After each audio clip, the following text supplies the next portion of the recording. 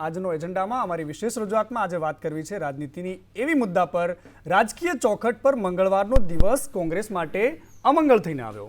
કોંગ્રેસે કાર્યાલય પર એક ઘડિયાળ લગાવી છે અને કાઉન્ટડાઉન ગણાવ્યું છે સરકારની જવાની ઉલટી ગણતરીનું, પરંતુ ઘડિયાળના કાંટા થોડા જ શું ફર્યા કે કોંગ્રેસના મૂળિયા હલી ગયા।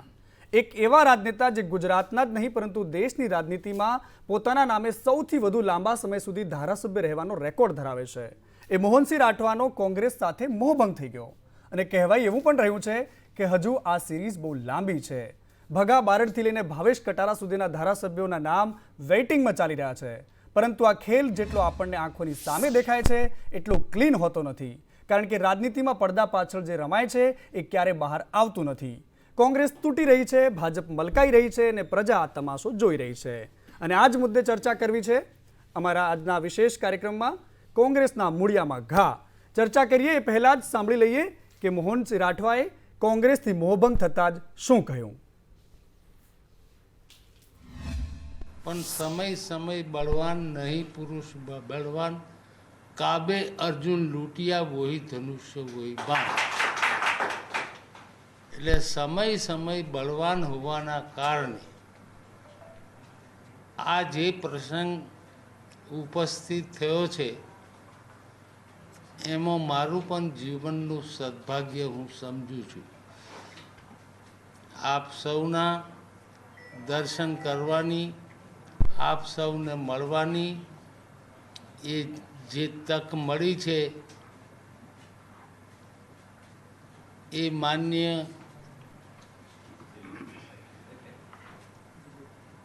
દિલીપભાઈ સંઘાણી સાહેબના લીધે આ તક મને પ્રાપ્ત થઈ છે। એમનો પણ દિલના અંતઃકરણપૂર્વક ખૂબ આભાર માનું છું। ભાજપવાળા તો 100% ટિકિટ અમને આપવાના જ છે। ઝટકો કોંગ્રેસને મોટો લાગ્યો છે અને આ ઝટકા પર કોંગ્રેસ શું કહી રહી છે એ પણ સાંભળી લઈએ। का समय है, लोग आएंगे भी और जाएंगे भी। कांग्रेस पार्टी एक बहुत पुरानी वरिष्ठ पार्टी है जो हमारी आइडियोलॉजी के साथ जुड़कर हमारे अंदर समाहित होकर आना चाहता है, उसका स्वागत है। और जिसको लगता है कि उनकी महत्वाकांक्षाएं ज्यादा बड़ी हैं, लेकिन इस बार मैं आप लोगों को बता रहा हूं कि कांग्रेस पार्टी सत्ता में आ रही है और गुजरात की जनता का पूरा आशीर्वाद हमें।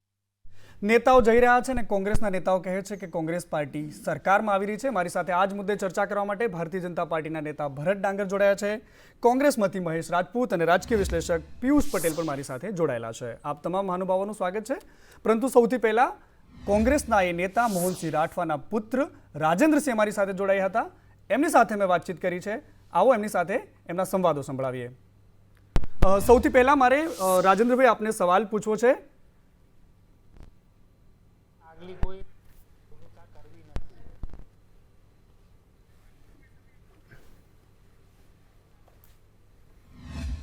રાજેન્દ્રસિંહ, મારે આપને સવાલ એ પૂછવો છે કે એવું તો શું થયું કે 50 વર્ષ સુધી જેમણે કોંગ્રેસમાં ધારાસભ્ય પદ ભોગવ્યું તે રાજનેતાએ અચાનક જ કોંગ્રેસને અલવિદા કરી દેવું પડ્યું? પાર્ટી એટલે છોડી કે એમને નિવૃત્તિ જાહેર કરી છે। હવે એમને આગલી કોઈ રાજકીય ભૂમિકા કરવી નથી, એટલા માટે એમને એ છોડી અને આજે આ નવું અમારે લીધે એમને અમારા આગ્રહના કારણે કે હવે મોદી સાહેબની વિકાસની વિચારધારા સાથે આપણે જોડાવવું જોઈએ, એ ધ્યાને રાખીને આજે એમને આ ભારતીય જનતા પાર્ટી જોઈન કરી છે। રાજેન્દ્રભાઈ, એવી તો શું કમિટમેન્ટ થઈ છે તમારી ભારતીય જનતા પાર્ટીમાં જોડાવા પહેલા કંઈ?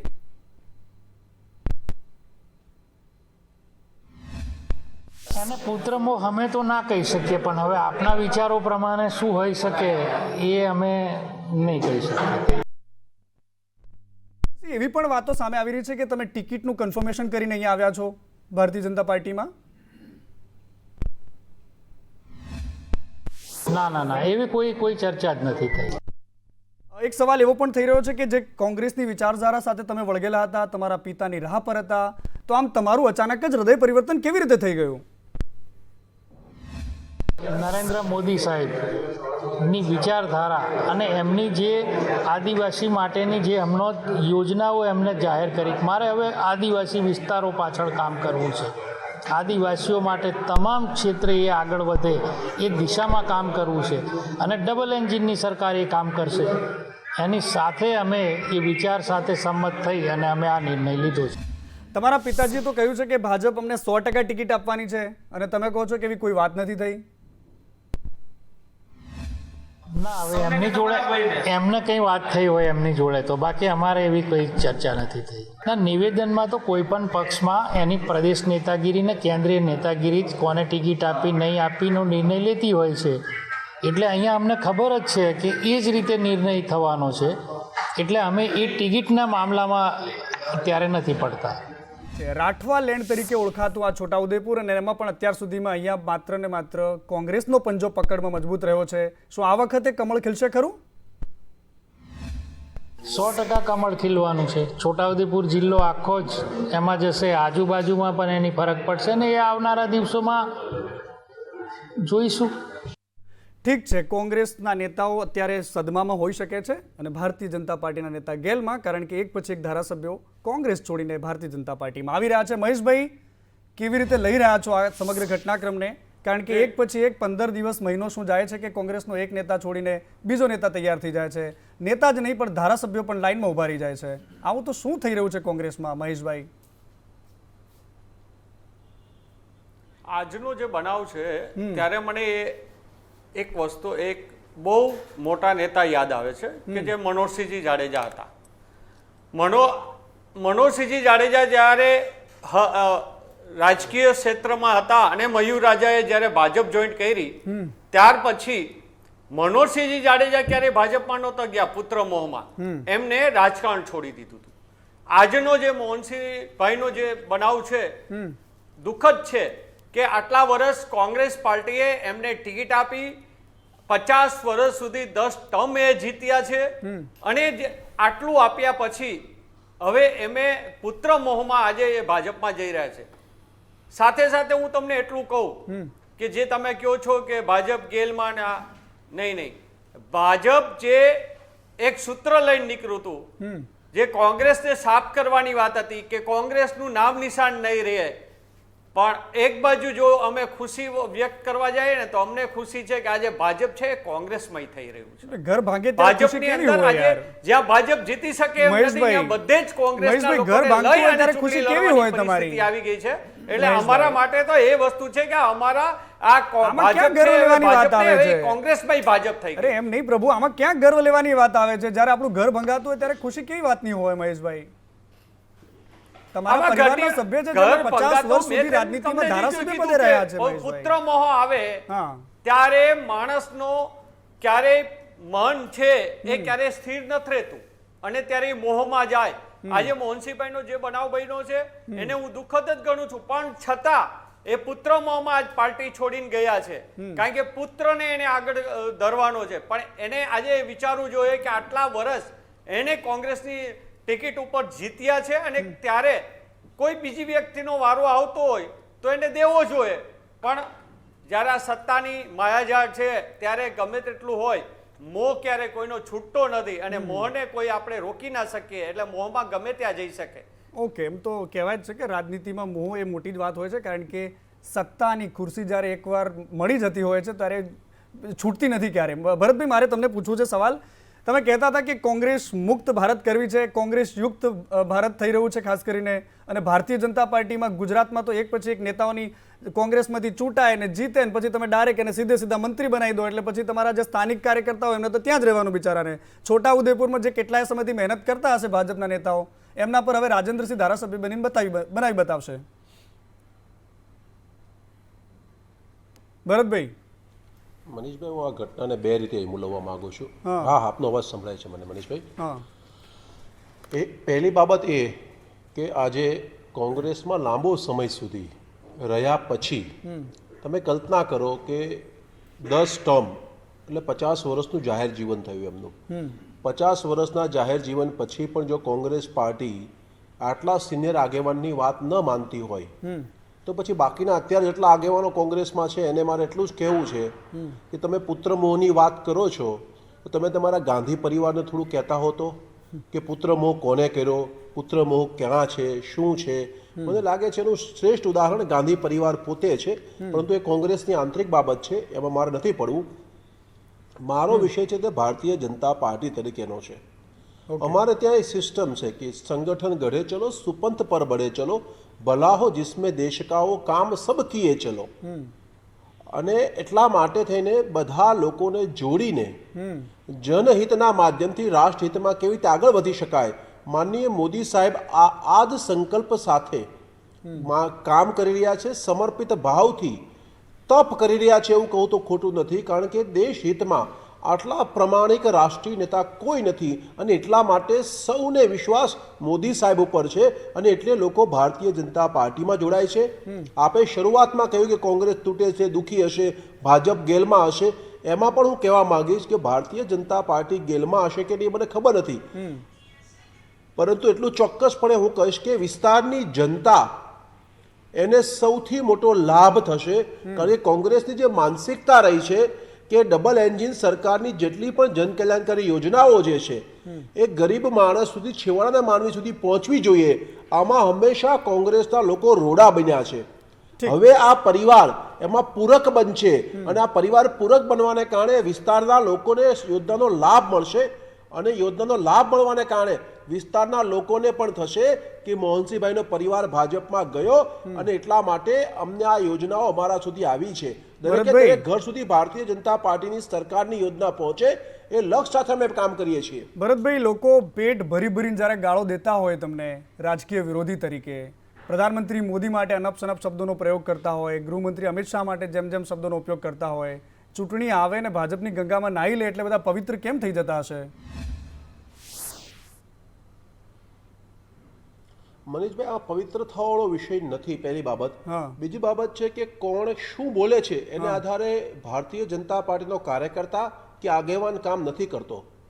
હું આપને વિચારધારા તો એ જ હોય છે ને સાહેબ. અમે કહીએ છીએ કે પથકા અંતિમ એક ગઠજોડ તમારો હોઈ શકે પણ વિચારધારા અચાનક ના બદલાય કોઈ માણસની. ના, વિચારધારા ના બદલાય તો જોડાય ને અમારી સાથે. અમે તો કહીએ છીએ દરેકે દરેક કાર્યકર્તા આગેવાનોને અમે જોડીએ છીએ અને જોડ્યા પછી અમારો જે ધ્યેય જે છે, રાષ્ટ્રહિતનો જે ધ્યેય છે, જનસેવાનો જે ધ્યેય છે, અમારે ત્યાં જે લોકોને હું આપના માધ્યમથી સ્પષ્ટ કરી દઉં કે જેમને એક પરિવારની સેવા કરવી છે તે કોંગ્રેસમાં રહે, જેમને ગરીબ પરિવારોના કલ્યાણ માટે કામ કરવું છે તે ભાજપમાં આવે.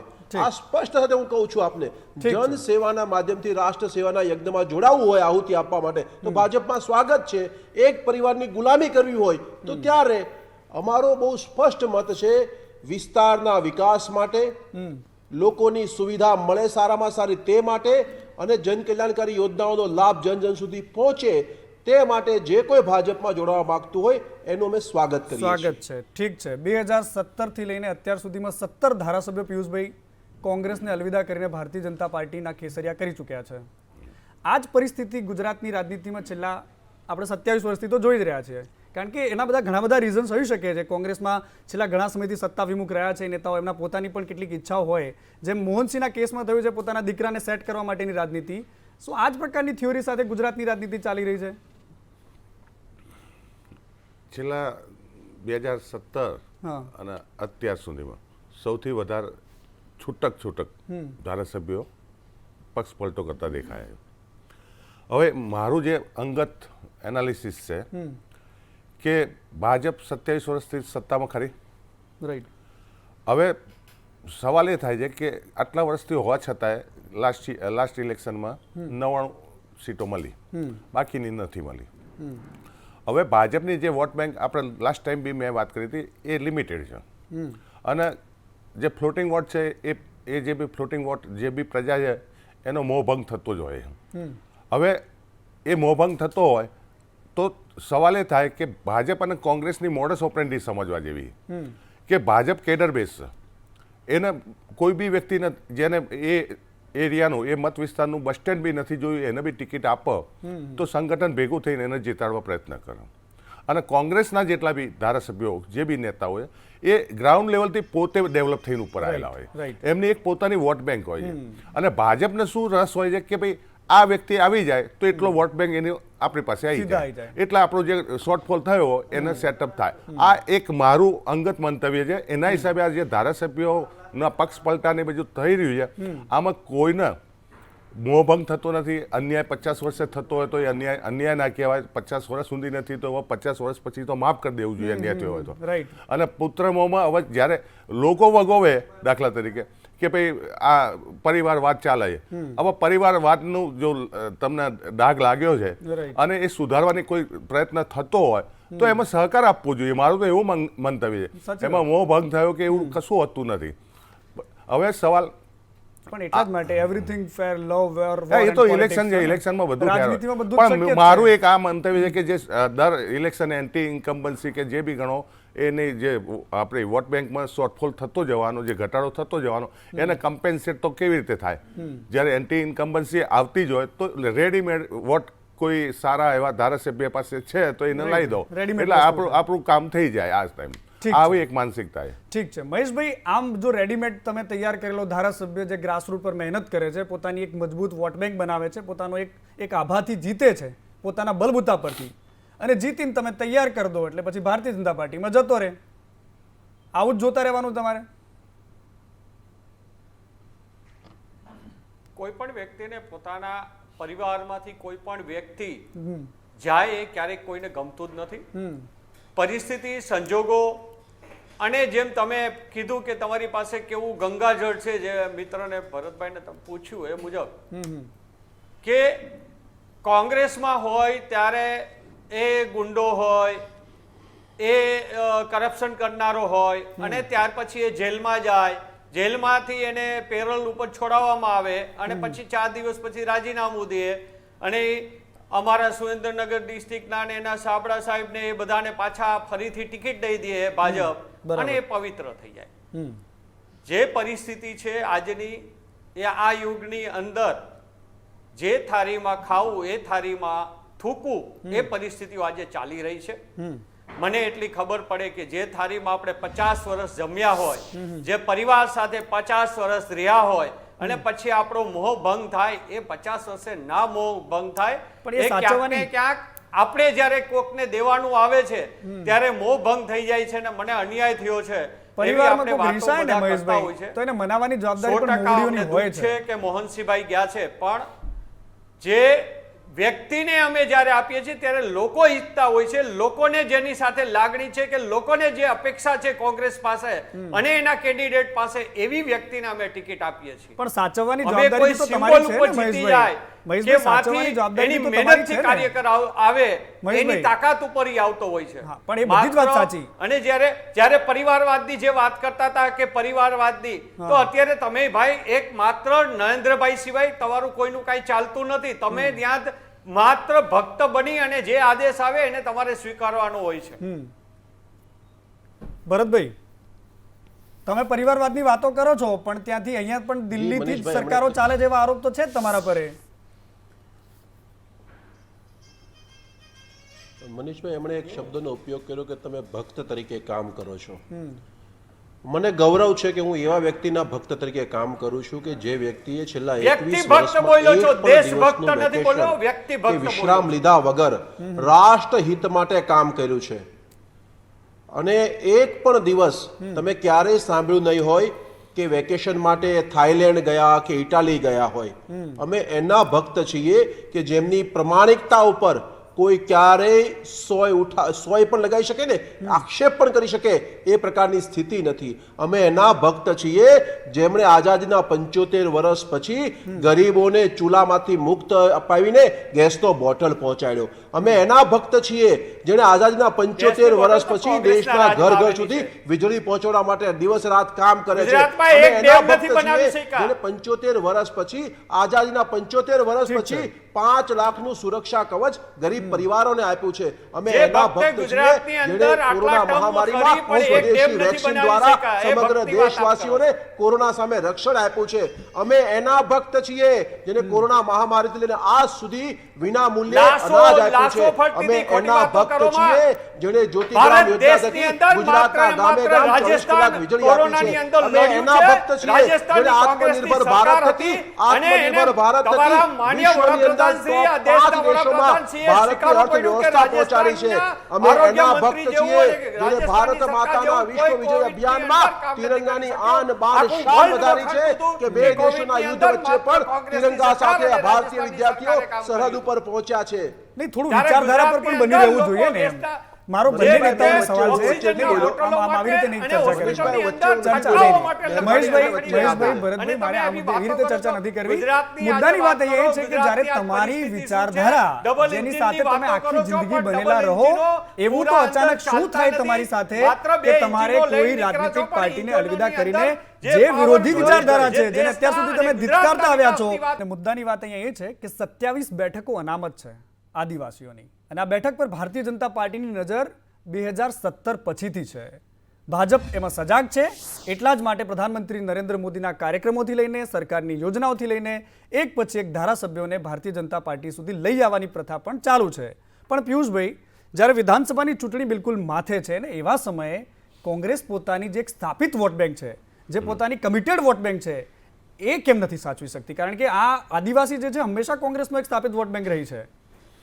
મેં આગળ કીધું કે ભાઈ કોંગ્રેસના જે બી મોટાભાગના નેતાઓ હોય એ ગ્રાઉન્ડ લેવલથી પોતે પોપ્યુલર થતા હોય. હવે એટલે એક નહીં, ઘણા નેતાઓ છે પણ એમાં જે શરૂઆતમાં ટોપ લેવલે પહોંચી ગયા કે ધારાસભ્ય બની ગયા કે સાંસદ બની ગયા, એ થોડું વધારે વર્ચસ્વ ધરાવતા હોય.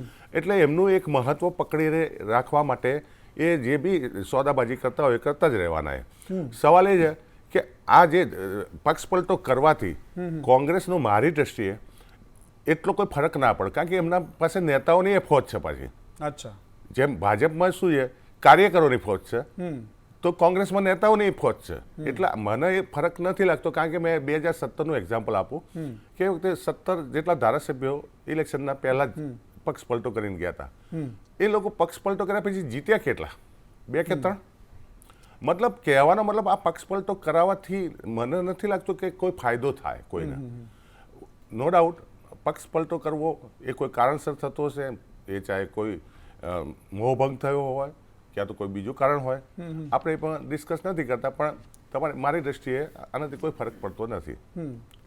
આપને નહીં પણ ભાજપને મત આપજો એવું ખુલ્લેઆમ કોંગ્રેસના ધારાસભ્યો મંચ પરથી બોલતા હોય, કોંગ્રેસના સિનિયર નેતાઓ પણ હાજર હોય, પરંતુ કોંગ્રેસના નેતાઓમાં એ તાકાત નથી કે એને કોઈ નોટિસ આપે કે એનું કોઈ કારણ પૂછવામાં આવે, કારણ કે કોંગ્રેસની પણ એક મજબૂરી છે. અને આ જ કારણ છે કે એક પછી એક એવા 7 થી 8 નેતાઓ છે જે પોતાના મનમાં ભરાવીને બેઠા છે, એ વંડી પર આવીને બેઠા છે, તે ગમે તે ઘડીએ કેસરિયા કંઠ માટે એ ઠેકડી મારી શકે છે. આગળ આપણે ચર્ચા કરી ટપોટપ પડતી વિકેટ પર, પણ હવે નજર કરીશું ટિકિટો માટે ગરમાતા રાજકીય ટશન પર. રાજ્યના તમામ ઝોનમાં પાયાના કાર્યકરોથી લઈને સમાજના મોભીઓ હવે ટિકિટ માટે બાયો ચડાવી રહ્યા છે. ત્યારે ટિકિટ માટે હવે કેવા કેવા તેવરો સામે આવ્યા છે તેના પર પણ એક નજર કરીએ.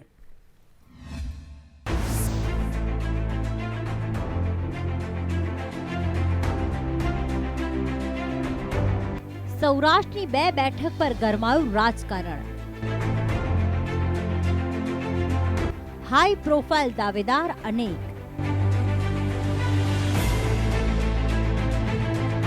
દિલ્હીમાં મેરેથોન બેઠક. ટિકિટનું ટશન, જોર ટેન્શન. રાજકોટની 2 બેઠક પર રાજકીય તાપમાન તેજ બન્યું છે. રાજકોટ પશ્ચિમ અને ગોંડલ બેઠક પર ટિકિટનું ટશન શરૂ થતા મતદાન પહેલા રાજકીય મહાભારત જેવી સ્થિતિનું નિર્માણ થયું છે. પહેલા વાત રાજકોટની પશ્ચિમ બેઠકની જો કરીએ તો થોડા દિવસો પહેલા પક્ષ ટિકિટ આપશે તો ચૂંટણી લડવાની વાત કહેનાર વિજય રૂપાણી હવે નીતિન ભારદ્વાજને ટિકિટ આપવાનો રાગ આલાપી રહ્યા છે. જો કે અચાનક જ વજુભાઈ વાળાની એન્ટ્રી રાજકોટની પશ્ચિમ બેઠક માટે થતા તમામ સ્થાનિક રાજનેતાઓના મોઢા હવે મૌન થઈ ગયા છે. આ પહેલા જયરામ પટેલે પાટીદાર નેતાને ટિકિટ આપવાનો રાગ આલાપ્યો હતો. ત્યારબાદ નરેશ પટેલે પણ રમેશ ટીલાળાને ટિકિટ આપવાની માંગ કરી હતી. જો કે પ્રધાનમંત્રી નરેન્દ્ર મોદી માટે પોતાની બેઠક છોડનાર વજુભાઈ વાળાએ તેજસ ભટ્ટી માટે ટિકિટ માંગતા હવે ભાજપના બધા નેતા અદબ વાળીને બેસી ગયા છે અને તમામ લોકોએ પોતાના વિચાર પ્રમાણે નામ આપ્યા છે. એની અંદર એ આખરી નિર્ણય નથી હોતો.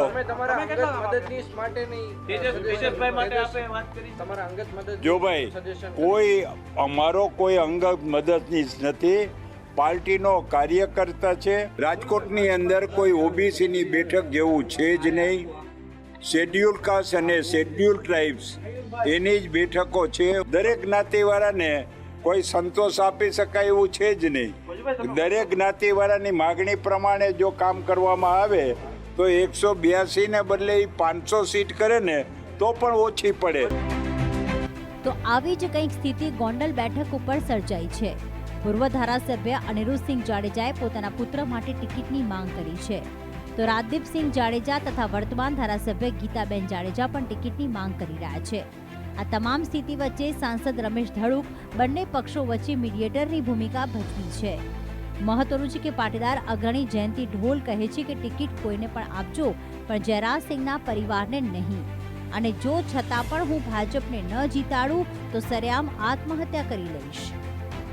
બીજી બાજુ અનિરુદ્ધસિંહ જાડેજાના સહયોગથી નીતિન ડોંગાને બહાર લાવવાની વાતો અને યુદ્ધ એ જ કલ્યાણની વાતો સામે આવતા રાજકોટની આ બંને બેઠક પર રાજકારણ પૂરજોશમાં ગરમાયું છે. ત્યારે જોવું એ રહ્યું કે ટિકિટોની જાહેરાત અને મતદાનનું પરિણામ હવે કઈ દિશામાં રહે છે. બ્યુરો રિપોર્ટ, સંદેશ ન્યૂઝ. ઠીક છે ભરતભાઈ, મારે તમને સવાલ એટલા માટે એવો પૂછવો છે કે જે તમે કહો છો કે એક ચૂંટણી પૂરી થાય અને બીજી ચૂંટણીની તૈયારીમાં અમે લાગી જતા હોઈએ છીએ. ટિકિટ માટે એક પાર્લામેન્ટરી બોર્ડની બેઠક અને નિરીક્ષકો અને એના માટે સર્વે અને આ બધી જ વસ્તુ થઈ, તેમ છતાં પણ રાજકોટની બેઠક પર કોનું ચાલશે? વજુભાઈ વાળાનું, વિજયભાઈ રૂપાણીનું, કે નરેશ પટેલ જેના માટે લોબિંગ કરી રહ્યા છે એમનું? મનીષભાઈ, ભારતીય જનતા પાર્ટીમાં ટિકિટનો નિર્ણય જે છે તે કેન્દ્રીય પાર્લામેન્ટરી બોર્ડ કરતું હોય છે. અને સ્વાભાવિકપણે કેન્દ્રીય પાર્લામેન્ટરી બોર્ડ જ્યારે કોઈ નિર્ણય કરે ત્યારે બધા જ કાર્યકર્તાને બંધન કરતા હોય છે. કાર્યકર્તા કોઈ ટિકિટની માંગણી કરે એ સ્વાભાવિક પણ છે. કાર્યકર્તા પોતાની ઈચ્છા પરિવારમાં ન બતાવે તો બહાર તો બતાવવાનું નથી, એટલે સ્વાભાવિક રીતે પોતાની ઈચ્છા દરેક કાર્યકર્તા દર્શાવતો હોય છે. ખોટું પણ કંઈ નથી. પરંતુ જ્યારે પાર્ટી દ્વારા જ્યારે નિર્ણય કરવામાં આવતો હોય છે ભરતભાઈ, વચ્ચે તમને એટલા માટે રોકું કે તમે શિસ્તબદ્ધ, હું તમને સમજાવું. ભરતભાઈ એક સેકન્ડ તમને રોકું. શિસ્તબદ્ધ પાર્ટીની વાત થાય છે, કેડર બેઝ પાર્ટીની વાત થાય છે, પણ જ્યારે ટિકિટની વાત આવે છે તો આવું પહેલીવાર જોવા મળી રહ્યું છે કે ખુલીને ભાજપના નેતાઓ ટિકિટ માટે લોબિંગ કરી રહ્યા છે, પોતાની માંગણીઓ પણ કરી રહ્યા છે. એવું અત્યાર સુધીમાં જોયું નથી ક્યારે. અને એક પછી એક બધા જૂથ સામસામે ટિકિટ માંગતા હોય. ચૂંટણી પહેલા ભાજપમાં ચૂંટણી ચાલતી એવું લાગી રહ્યું છે. ભરતભાઈ, કારણ કે લોકોને, ગુજરાતની જનતાને અને તમારા અને મારા જેવા મીડિયાના મિત્રો પણ જે બીજા મીડિયા મિત્રો પણ છે, એ બધા લોકોને વિશ્વાસ છે કે ચૂંટણી એ ભારતીય જનતા પાર્ટીની ટિકિટ મળે એટલે આરામથી આપણે જીતી શકીશું. એટલે ભારતીય જનતા પાર્ટીની ટિકિટ કોને મળે છે એની આતુરતા માત્ર ભાજપના આગેવાનો હોય છે એવું નથી, ગુજરાતની જનતાને અને મીડિયા જગતને પણ હોય છે. એ ભારતીય જનતા પાર્ટી માટે સારું પાસું છે કે લોકોને વિશ્વાસ છે કે ભાજપની ટિકિટ મળે તો ચૂંટણી જીતી શકાય. આ મોદી સાહેબના તપ અને પરિશ્રમને પરિણામે આ શક્ય બન્યું છે. હું બીજો જવાબ આપને આપીશ. આપે કહ્યું કે ભાઈ માંગણી કરે. હું આપને કહું કે સ્થાનિક સ્વરાજ્યની ચૂંટણી વખતે 2 લાખ કાર્યકર્તાઓએ ટિકિટની માંગણી કરી હતી. આ 2 લાખ કાર્યકર્તાઓમાંથી માત્ર 9,000 કાર્યકર્તાને અમે સ્થાનિક સ્વરાજ્યની ચૂંટણીમાં ટિકિટ આપી શક્યા હતા. જિલ્લા પંચાયત, તાલુકા પંચાયત, નગરપાલિકા, મહાનગરપાલિકા. હવે તમે વિચાર કરો, ક્યાં 2 લાખ અને ક્યાં અમે 9,000 લોકોને ટિકિટ આપી. પણ 9,000 ટિકિટ આપ્યા પછી વધેલા 1,91,000 કાર્યકર્તામાંથી કોઈ પણ કાર્યકર્તાએ ક્યારે વિરુદ્ધમાં ફોર્મ ભર્યું નહીં, વિરુદ્ધમાં પ્રચાર કર્યો નહીં કે વિરુદ્ધમાં મતદાન પણ કર્યું નહીં. આ ભારતીય જનતા પાર્ટીના સંસ્કાર છે. કારણ કે કાર્યકર્તાને ખબર છે કે સત્તા એ માત્ર લક્ષ્ય નથી, સત્તા એ સાધન હોઈ શકે સેવા માટેનું, લક્ષ્ય ન હોય. લક્ષ્ય માત્ર એ જ છે કે સેવા થકી સંગઠન મજબૂત કરવાનું છે. અને એટલા માટે અમે કહીએ છીએ મનીષભાઈ એટલા માટે મંત્રી- કહીએ હા. છીએ, હું આપને રોકીશ વચ્ચે, એક મિનિટ મારી વાત હા, પૂરી હા, કરી દઉં. હાજી.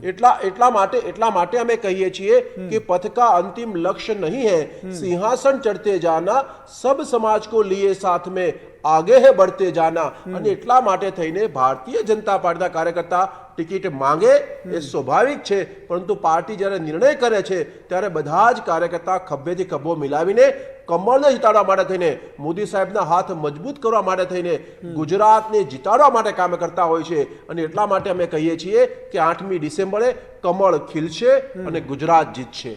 કોંગ્રેસમાંથી જે ભારતીય જનતા પાર્ટીમાં નેતાઓ આવ્યા છે અને એમાંથી ખાસ કરીને એક અમારા ઉત્તર ગુજરાતના એક નેતા છે જે ખુલ્લેઆમ કહે છે કે ભાઈ મુખ્યમંત્રી પણ ઠાકોર જ હોવો જોઈએ આ વખતે. તમે કહો છો શિસ્તબદ્ધ પાર્ટીની વાતો, એમાંથી કોઈ વાત જાહેર મીડિયા પર પાર્ટી લેવલ પર વાત થવી અલગ છે અને જાહેર જીવનમાં આવીને જાહેરમાં બોલવી વાત પણ અલગ છે. ભરતભાઈ,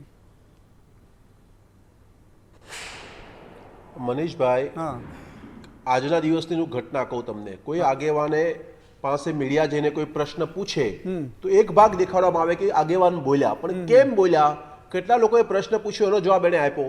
એટલે સ્વાભાવિક રીતે અમે એવું સ્પષ્ટ કહીએ છીએ કે કાર્યકર્તાએ કોઈ પણ જગ્યાએ ટિકિટની માંગણી કરી, આ સ્વાભાવિક પ્રક્રિયા છે, એમાં કશું જ ખોટું નથી.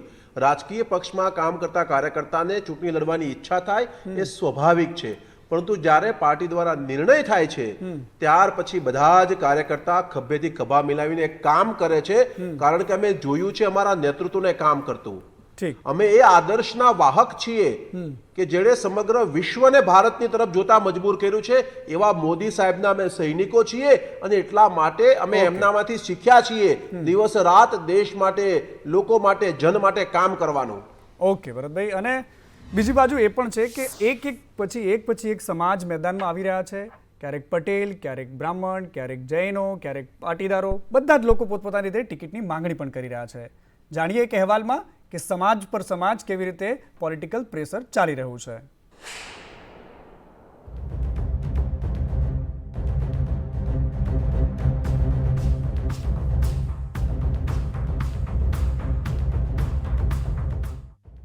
પૂર્વથી લઈને પશ્ચિમ, ઉત્તરથી લઈને દક્ષિણ, ગુજરાતની ચારે દિશામાં હવે સમાજનો શરૂ થયો શોર. પ્રત્યેક સમાજે બેઠકોને લઈને ચઢાવી બાયો. કોની ટિકિટ ફાઇનલ, કોની થશે કટ? પ્રદેશ કોંગ્રેસે 43 ઉમેદવારોની યાદી જાહેર કરી છે. જો કે ભાજપની મેરેથોન મંત્રણા ગુજરાતથી લઈને દિલ્હીમાં આજે પણ ચાલી રહી છે. બસ આ જ ઘટનાક્રમને ધ્યાનમાં રાખીને હવે પ્રત્યેક સમાજે ચોક્કસ બેઠકો માટે બાયો ચડાવી છે. પાટીદાર સમાજે રાજ્યની કુલ 50 બેઠક, જ્યારે સૌરાષ્ટ્રની 48 પ્રભાવિત બેઠક પૈકી 12 બેઠક પર ટિકિટની માંગ કરી છે. જ્યારે 42 પ્રભાવિત બેઠક પર પ્રભુત્વ ધરાવતા અને 55 લાખથી વધુની વસ્તી ધરાવતા પ્રજાપતિ સમાજે 10થી વધુ ટિકિટની માંગ કરી છે. તો સૌરાષ્ટ્ર અને દક્ષિણ ગુજરાતમાં પ્રભુત્વ ધરાવતા કોળી સમાજે કુલ 72 ટિકિટની માંગ કરી છે. આમ જૈન સમાજે 10થી 15 ટિકિટ, ક્ષત્રિય સમાજે 25થી વધુ ટિકિટ, આહિર સમાજે 12 બેઠક, બ્રહ્મ સમાજે 10 બેઠક, જ્યારે ઠાકોર સમાજે ઉત્તર ગુજરાતમાં 8 બેઠકો માટે માંગ કરી છે.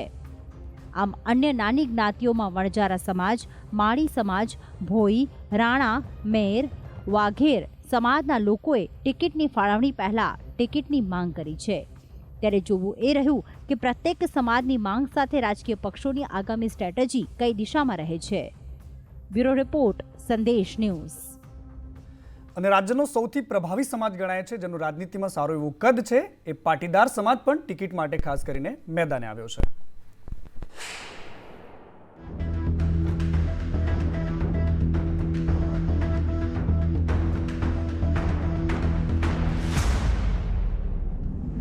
વિધાનસભા ચૂંટણી હોય કે લોકસભાની કે પછી રાજ્યસભાની, જ્યારે પણ ચૂંટણીનો માહોલ જામે ત્યારે ગુજરાતની પાટીદાર સંસ્થાઓ એક્ટિવ થઈ જાય છે. હવે ગુજરાત વિધાનસભાની ચૂંટણી યોજાવા જઈ રહી છે, ત્યારે આજે અમદાવાદના ઉમિયા કેમ્પસ ખાતે પાટીદાર સંસ્થાઓના નેતાઓની એક બેઠક મળી હતી.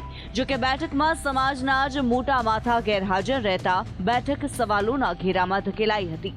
જે બધા એજન્ડાને જે લખવા માટે બેઠા હતા એમાં એમને સમાજના નામો પણ લખ્યા. વર્લ્ડ પાટીદાર ફેડરેશનની આજે અંદર 15 સમાજો જોડાયેલા છે, 5-7 નથી. મહત્વનું છે કે અમદાવાદના 16 ઉમિયા કેમ્પસમાં પાટીદાર આગેવાન CK પટેલે બેઠકનું આયોજન કર્યું હતું. જો કે પાટીદાર આગેવાનોમાં જ બે ફાંટા પડતા નજરે ચડ્યા હતા. સમસ્ત પાટીદાર સમાજ સુરત, બાબુ જમના પટેલ, વિશ્વ ઉમિયા ધામના આરપી પટેલ, ખોડલધામના ટ્રસ્ટી રમેશ ટિલાળા ગેરહાજર રહેતા બેઠકનો ફિયાસ્કો થયો હતો. કેમ્પસ ખાતે એક બેઠક મળી હતી અને તેમાં સીકે પટેલ હાજર હતા. તેની સાથે વાત કરીશું. આજે આ એક બેઠક મળી હતી. મુખ્ય 5 સંસ્થાઓ જે સ્પષ્ટ વાત તેમની એવી છે કે અમારી સાથે કોર્ડિનેશન નથી કરવામાં આવ્યું. તમે તમારી જાતે બેઠક બોલાવી લીધી. એવું નથી. અત્યારે હાલ હું તમને બતાવી શક્યું. બધાને વોટ્સઅપથી મેસેજ કરેલા. દિનેશભાઈની વાત પણ સાચી છે, કારણ કે એનો હજુ સુધી એને વોટ્સઅપ ખોલ્યું જ નથી. મહત્વનું છે કે 182 વિધાનસભા બેઠક પર ચૂંટણી યોજાવાની છે, જેને ધ્યાનમાં રાખીને પાટીદારોને દર વખતની જેમ આ વખતે પણ 50થી વધુ ટિકિટ મળે તે દિશામાં અવાજ રજૂ કરાયો હતો. હવે એક નજર ભાજપ અને કોંગ્રેસે વર્ષ 2012 અને 2017માં આપેલી ટિકિટો ઉપર પણ કરી લઈએ તો વર્ષ 2012માં ભાજપે લેઉવા પટેલને 32 જ્યારે કડવા પટેલને 20 ટિકિટ આપી હતી, જ્યારે 2017માં લેઉવા પટેલને 29 જ્યારે કડવા પટેલને 23 ટિકિટ આપી. બંને ટર્મમાં 52 જેટલી ટિકિટો આપી છે. તો કોંગ્રેસે વર્ષ 2012માં લેઉવા પટેલને 27 જ્યારે કડવા પટેલને 18 ટિકિટો ફાળવી કુલ 45 ઉમેદવાર મેદાનમાં ઉતાર્યા હતા. તો વર્ષ 2017માં કુલ 47 ટિકિટ પાટીદાર સમાજને આપી હતી. મહત્વનું છે કે ભાજપ હોય કે પછી કોંગ્રેસ, બંને પક્ષોએ તમામ બેઠક માટે મૂર્તિયાઓ નક્કી કરી લીધા છે. હવે જોવું એ રહ્યું કે કઈ બેઠક પર કેટલા પાટીદાર ચહેરા સામે આવે છે. બ્યુરો રિપોર્ટ, સંદેશ ન્યૂઝ. અને 2017નું ગણિત અલગ હતું, રાજકીય માહોલ અલગ હતો, કારણ કે ગુજરાત આંદોલનની ભૂમિ બની હતી. કોંગ્રેસે તો રીતસર પાટીદારોના ખભે બેસીને જ સરકાર બનાવવાની પ્રયાસ કર્યા અને સારું એવું પ્રદર્શન પણ કર્યું, કારણ કે અત્યાર સુધીના ઇતિહાસમાં 77 બેઠકો 30 વર્ષ પછી કોંગ્રેસે જોઈ હતી. મહેશભાઈ, આ વખતે પાટીદારો કોંગ્રેસના લિસ્ટમાં ક્યાં છે? પાટીદારો લિસ્ટમાં ક્યાં છે એટલે જે અત્યારે અમે 43 ઉમેદવારો જાહેર કર્યા એની અંદર પણ પાટીદારો છે જ. જ્યાં જે પાટીદાર લડી શકે એમ હોય ત્યાં પાટીદારોને ટિકિટ દેવાના જ છીએ અને દેશું જ. અને એવું તો છે નહીં કે ખાલી અમે 2017માં ટિકિટો આપી હતી, અમે 2012માં પણ ટિકિટો આપી હતી. બંને 50ની વચ્ચેની જ અમારી ટિકિટોની ફાળવણી થઈ છે. એટલે પાટીદારો તો આની અંદર પણ રહેવાના જ છે, કારણ કે જે ફેક્ટર કામ કરે છે, જે ફેક્ટરો છે, જે વિધાનસભાઓની અંદર એની ઇફેક્ટ છે, ત્યાં તો પાટીદારોને ટિકિટ દેવાના જ. નહીં, પણ એક આછી ઝલક એવી જ જોવા મળી રહી છે મહેશભાઈ કે આ વખતે પણ જે ખામ થિયરી ટાઈપના, કારણ કે ઓબીસી અને એસસી એસટીને જે રીતે તમે ટિકિટ આ 43ની યાદીમાં જે સામે આવ્યું છે એમાં પાટીદારોનો એટલો પ્રભાવ દેખાતો નથી. મહેશભાઈ, આ પહેલી યાદીની વાત કરું છું, હજી તમારી લાંબી યાદી, હજી ઘણી ટિકિટો બાકી છે. ખાલી કહી રહ્યો છું. રાજકોટ શહેરની અંદર જ પાટીદાર ઉમેદવાર અમે જાહેર કરેલા છે, હિતેશભાઈ વોરાને.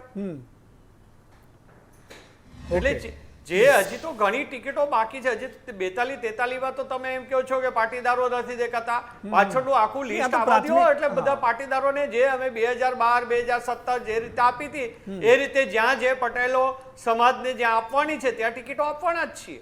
ઠીક છે ભરતભાઈ, તમને સવાલ એટલા માટે કારણ કે ભારતીય જનતા પાર્ટીના નેતાઓ એવું કહે છે કે ભાઈ તમામ સમાજોને સાથે લઈને ચાલવાનું છે, પણ તમારા કેન્દ્રીય નેતાઓ તો એવું કહે છે કે ભાઈ જે જીતે એને ટિકિટની વાત છે, એમાં કોઈ સમાજ પ્રમાણે તો બધું ઠીક છે, જે જીતશે એને ટિકિટ મળશે. તો ખરેખર એકચ્યુઅલ ક્રાઇટેરિયા છે શું ટિકિટનો આ વખતે?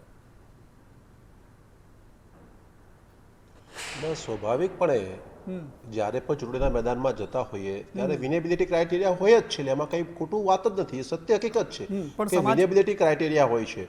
પરંતુ દરેક સમાજમાંથી લોકો આવતા હોય છે, દરેક સમાજમાંથી વિનેબિલિટી હોય છે. એટલે અમે તો ભારતીય જનતા પાર્ટીમાં એવું સ્પષ્ટ માનીએ છીએ કે જાતિ પંથ ભાષા ભૂલીને કરીએ સમરસ ભારતીય આજ, ભારત માતાના વૈભવનું કરીએ વિશ્વ વિજય અભિયાન. એટલે બધા સમાજોને સાથે રાખીને કામ કરનારી ભારતીય જનતા પાર્ટી છે. અને એટલા જ માટે અમારી જેટલી પણ યોજનાઓ જે છે માનનીય મોદી સાહેબની, એ એક પણ યોજના કોઈ એક સમાજ માટે નથી, બધા સમાજ માટે છે. અમારા પ્રદેશ અધ્યક્ષ ક્યારેય એવું કહેતા નથી, જે પ્રમાણે કોંગ્રેસના પ્રદેશ અધ્યક્ષે નિવેદન કર્યું હતું કે આ સરકારની તિજોરી ઉપર પહેલો અધિકાર માઇનોરિટીનો છે, માઇનોરિટીનો છે, માઇનોરિટીનો છે. આ પ્રકારનું નિવેદન કોંગ્રેસના પ્રદેશ અધ્યક્ષ કરી શકે.